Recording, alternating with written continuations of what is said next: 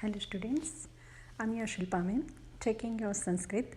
Last time I have taken your Upapad Vibhakti part 1, in which we see second, third and fourth Vibhakti. Now we will going to see fifth, sixth and seventh Vibhaktis additional use यानी कि extra विशिष्ट जो इसका उपयोग है वो हम आज देखने वाले हैं। तो लेट्स सी। तो सबसे पहले आपकी पंचमी विभक्ति। अब पंचमी विभक्ति किसके लिए है? अपादान दर्शाने के लिए, यानी कि देने के लिए। ठीक है, संप्रदान मतलब लेने के लिए और अपादान मतलब देने के लिए। तो किसी से कुछ चीज़ अलग होती है, जैसे हम किसी को कुछ देते हैं तो हमसे वो चीज़ अलग होती है। जैसे वृक्ष पर से उसका पान जो है, उसका लीव है, वो जो नीचे गिरता है तो वृक्ष से अलग होता है। तो जहाँ पर अपादान होता है वहाँ हम पंचमी विभक्ति यूज़ करते हैं। गुजराती अगर हम देखते हैं तो अपादान दर्शावा यानी कि જ્યાંથી अलग પડવાનું છે તે દર્શાવવા માટે આપણે पंचमी विभक्ति જોઈએ છીએ। ओके, इसका एग्जाम्पल है रामः अयोध्यात वनम गच्छति। जहाँ से निकल के कहीं भी पहुँचते हैं, तो जहाँ से निकलते हैं उस वर्ड को, उसको हम पंचमी विभक्ति में रखते हैं। ठीक है, उस रूट को, उस धातु को हम पंचमी विभक्ति में रखते हैं। तो अयोध्या है, उसको हम पंचमी विभक्ति में रखते हैं तो बनता है अयोध्यात। रामः अयोध्यात वनम गच्छति, यानी यदि अयोध्या से निकलकर वन में जा रहे हैं। वृक्षात पर्णम पतति, वृक्ष से पान गिर रहा है। ठीक है, गिरते हैं। तो किससे अलग होते हैं? वृक्ष से। तो वृक्ष को हम पंचमी विभक्ति में रखते हैं। ये है आपका रूल्स के अकॉर्डिंग इसका यूज़ पंचमी विभक्ति का एज अ अपादान। पर अपादान जहाँ नहीं है, वहाँ नहीं होता है अपादान जहाँ, वहाँ भी अगर हम पंचमी विभक्ति यूज़ करते हैं तो उसको हम कहते हैं एडिशनल यूज़ यानी कि विशिष्ट उपयोग। आइए देखते हैं। पंचमी विभक्ति का विशिष्ट प्रयोग हम भयम के साथ करेंगे, भयम यानी कि भय, प्रवृत्ति के साथ करेंगे यानी कि थी, लईने, इससे लेकर यहाँ तक, इसके लिए करेंगे। फिर रुते या बिना, दोनों का मतलब होता है बगैर, बगैर। ठीक है, और बही ही इसका मतलब होता है बाहर, बाहर। तो ये चार वर्ड जहाँ पर होते हैं उस वहाँ पर हम पंचमी विभक्ति अपादान नहीं है तो भी हम वहाँ पर आंखें बंद करके इसका पंचमी विभक्ति का हम यूज़ करेंगे। एग्जाम्पल देखते हैं। भयम यानी कि भय अथवा तो डर, वने सिंहात भयम अस्ति। अब जिससे डर लगता है उसको हम पंचमी विभक्ति में रखते हैं। वने सिंहात भयम अस्ति, यानी भय के आगे जो भी है शब्द, भय के आगे जो शब्द है उसको हम पंचमी विभक्ति में रखते हैं। कि वन में सिंह का भय रहता है। नगर जनानाम चौरात भयम, जो नगर के लोग हैं वो चोरों से डरते हैं। तो किससे डरते हैं? चोर से। तो चोर को हम पंचमी विभक्ति में रखते हैं, यानी कि भय के आगे जो धातु आती है, जो वर्ड आता है उसको हम पंचमी विभक्ति में रखते हैं। फिर है रुते, रुते या बिना, इसका मतलब है बगैर। ठीक है, बगैर। तो प्रयत्नात् रुते न सिद्धि ही, बिना प्रयत्न के हमें कोई सिद्धि नहीं मिलती है। कारणात् बिना न कार्यम, कोई रीज़न के बिना कोई कार्य करता नहीं है। हम यहाँ से हम खड़े हुए तब भी हमारा कोई रीज़न है, या तो हमें बाहर जाना है, हमें और कोई कमरे में जाना है, हमें पानी पीने जाना है, हमें कोई काम करने जाना है, कोई न कोई तो रीज़न होता है। तो कारणात् विना न कार्यम, जो हम कार्य करते हैं उसका कोई न कोई रीज़न होता है। फिर है प्रवृत्ति ही, यानी कि थी, लईने अथवा थी, मांडीने, यहाँ से लेकर। ठीक है। सह बाल्यात् प्रवृत्ति ही मम मित्रम, वो बचपन से मेरा मित्र है। ठीक है, तो प्रवृत्ति ही जहाँ पर लगता है उसके आगे वाला वर्ड पंचमी विभक्ति में आता है। शैशवात् प्रवृत्ति ही आद्यावधि ही सह कुशलः, शैशवात् प्रवृत्ति ही यानी कि बचपन से लेकर अद्यावधि ही ठीक है। अद्यावधि ही यानी कि एडल्ट हुआ तब तक वो हमेशा कोई ना कोई काम में कुशल रह रहा है। बहिः माना बाहर। छात्राः शालात् बहिः निर्गच्छन्ति। तो बहिः जहाँ भी आता है उसके आगे वाला वर्ड पंचमी विभक्ति में आता है। आंखें बंद करके वहाँ पंचमी विभक्ति लगानी है आपको। हाँ, फिल इन द ब्लैंक्स ऐसे आएगा कि छात्राः खाली जगह बहिः निर्गच्छन्ति, ब्रैकेट में दिया होगा शाला। तो आपको शाला की पंचमी विभक्ति शालात् लगाना है, वो हमें याद रखना है। हाँ, एग्ज़ाम में आपको इस तरह से आएंगे फिल इन द ब्लैंक्स। तो जहाँ भी बहिः आता है वहाँ हमें पंचमी विभक्ति लगानी है। बालकः गृहात् बहिः क्रीडति। बच्चा जो है वो घर के बाहर खेलता है। तो पंचमी विभक्ति यहाँ हम कंप्लीट करते हैं। हमारे जितने वर्ड थे उन सब वर्ड के आगे कैसे लगता है पंचमी विभक्ति वो हमने एग्जाम्पल देकर बता दिया आपको।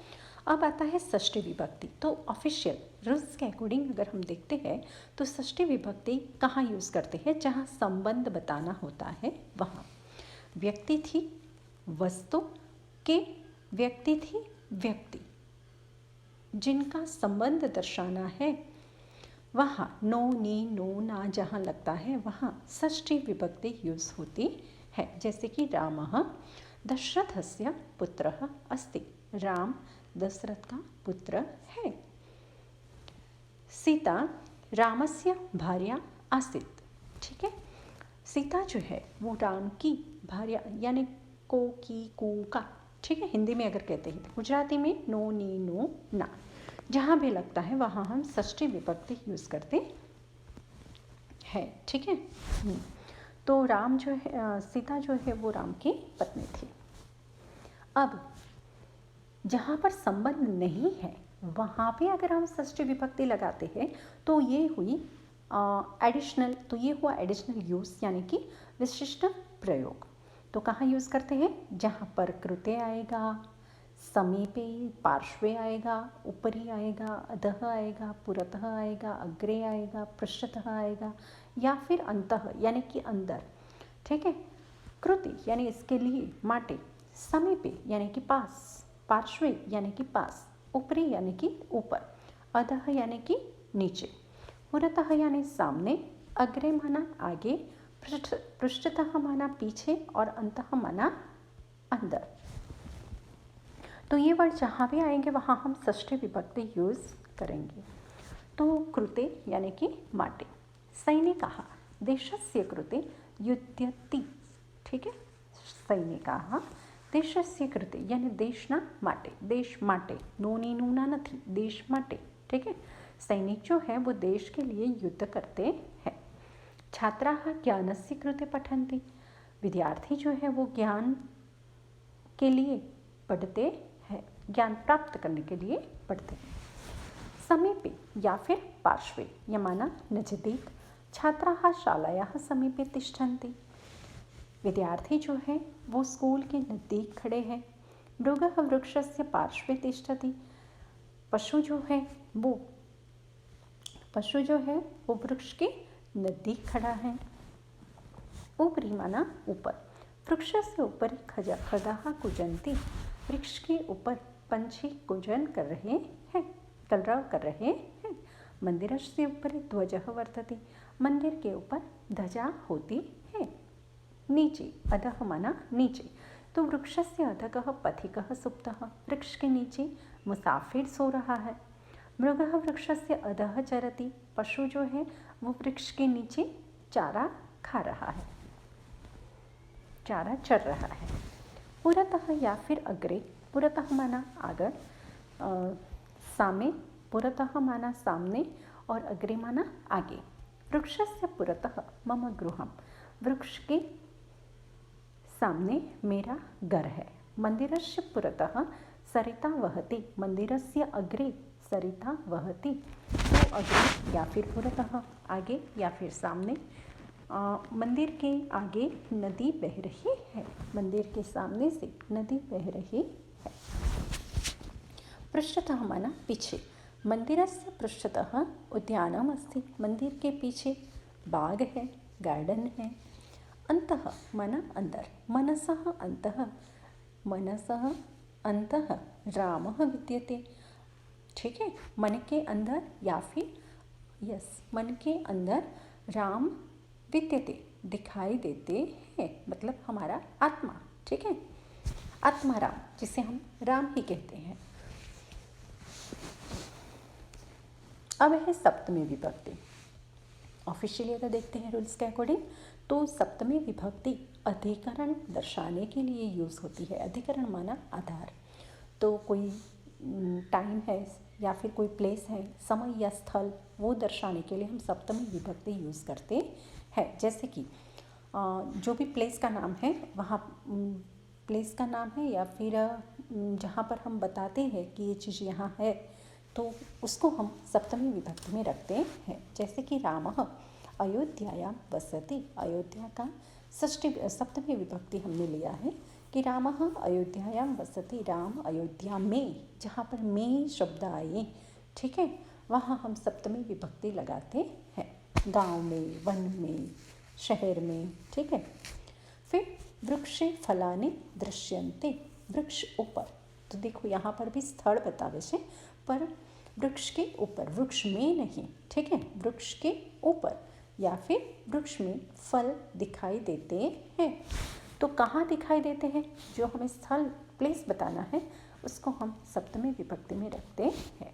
पर अधिकरण नहीं है, समय या प्लेस या टाइम नहीं है, वहाँ भी अगर हम यूज़ करते हैं तो ये हुआ इसका एडिशनल यूज़, यानी कि विशिष्ट प्रयोग। अब देखो किसके साथ हम विशिष्ट सप्तमी विभक्ति यूज़ करते हैं। कुशलः, दक्षः, प्रवीणः, पंडितः, निपुणः, इन सब का मीनिंग एक ही होता है, होशियार। फिर है स्नेह, स्नेह यानी कि स्नेह, प्यार। और प्र प्लस हर, प्रहार, यानी कि प्रहार करो, किसी पर प्रहार करना। ठीक है, वार करना। तो ये होता, ये तीन जो है उसके आगे हम सप्तमी विभक्ति यूज़ करते हैं। जैसे कि कुशलः, दक्षः, प्रवीणः, पंडितः, निपुणः, तो उसमें देखो बालकः सर्वासु कलासु कुशलः अस्ति। ठीक है, बालक जो है सारी कला में कुशल है। ठीक है, किस में कुशल है, तो प्लेस बताया, सारी कला में। ठीक है, कला में कुशल है, तो कला में, तो कला जो है वहाँ पर हम सारी कला में, तो सबके लिए हम वही यूज़ करेंगे। और सर्वासु जो है वो एडजेक्टिव है। ठीक है, तो जिसका एडजेक्टिव शब्द जिस विभक्ति में है, उसी विभक्ति में इसका एडजेक्टिव आएगा। अर्जुनः बाण विद्यायां प्रवीणः आसीत्, अर्जुन जो है वो बाण विद्या में कुशल है, होशियार है। सा बालिका नृत्य कलायां निपुणा वर्तते, वो लड़की जो है वो नृत्य कला में निपुण है। ठीक है, तो नृत्य कला में, तो नृत्य कला में ये कोई प्लेस नहीं है, पर निपुण, प्रवीण, कुशल, उन सब में हम मी ऐसे यूज़ करते हैं, मी। तो वहाँ पर हम सप्तमी विभक्ति लगाते हैं, प्लेस नहीं दर्शाते हैं फिर भी। फिर है स्नेह या प्रेम, माना प्यार। ठीक है, तो माता पुत्रे स्नेह्यति, माता पुत्र को प्यार करती है।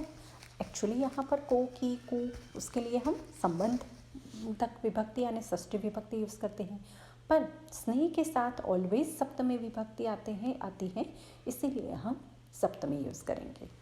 माता पुत्रे स्नेह्यति, माता पुत्र को प्यार करती, पुत्र में प्यार करती, ऐसी नहीं है। ठीक है, प्र प्लस हर, प्रहार करवो, प्रहार करना। देवाः दानवेषु प्रहरन्ति, देवाः दानवेषु प्रहरन्ति, देवता जो है वो दानवों पर प्रहार करते हैं। पहले दानव उनको परेशान करते हैं, तभी देवता लोग उन पर वार करते हैं। तो अब आपकी जो, हाँ आप कहेंगे मैडम आपने तो इतना सारा करा दिया, पर हमें याद कैसे रखना है, तो मैं आपको बताती हूँ एग्जाम्पल के तौर पर कि ऐसे आपको कोष्ठक बनाना है। जैसे कि द्वितीया विभक्ति। ठीक है, तो द्वितीया विभक्ति कहाँ यूज़ होती है, एज अ ऑब्जेक्ट यूज़ होती है, इतना तो आपको पता है, पर इसके अलावा कहाँ यूज़ होती है, तो उसके जितने भी वर्ड है उन सारे वर्ड को एक, ये जो है ना जेनाथी विशिष्ट प्रयोग, बराबर, द्वितीया विभक्तिनो विशिष्ट प्रयोग, वहाँ प्रति, वीना, उभयतः जितने भी वर्ड है वो सारे वर्ड वहाँ पर लिख दो। जैसे कि तृतीया विभक्ति, तृतीया विभक्ति करण विभक्ति है, साधन के तौर पर जहाँ भी आता है हम तृतीया विभक्ति यूज़ करते हैं, पर इसके अलावा कहाँ यूज़ करेंगे? तो ये जो कोष्टक है वहाँ सामने उसका जो टेबल है उसमें सारे वर्ड वहाँ पर लिख दो। तो एग्ज़ाम में आप जब रिवीजन करोगे तब आपको पूरा नहीं पढ़ना पड़ेगा, आपको कारक विभक्ति का यूज़ क्या है, प्रथमा, द्वितीया, तृतीया, उसका वो तो आपको पता है, पर एडिशनल यूज़ क्या है उसके लिए आप सिर्फ टेबल एक बार देख लेना, ठीक है। और सबको नोटबुक में लिख के मुझे व्हाट्सअप करना है, ओके। तो नए सेशन में मिलते हैं, तब तक के लिए गुड बाय।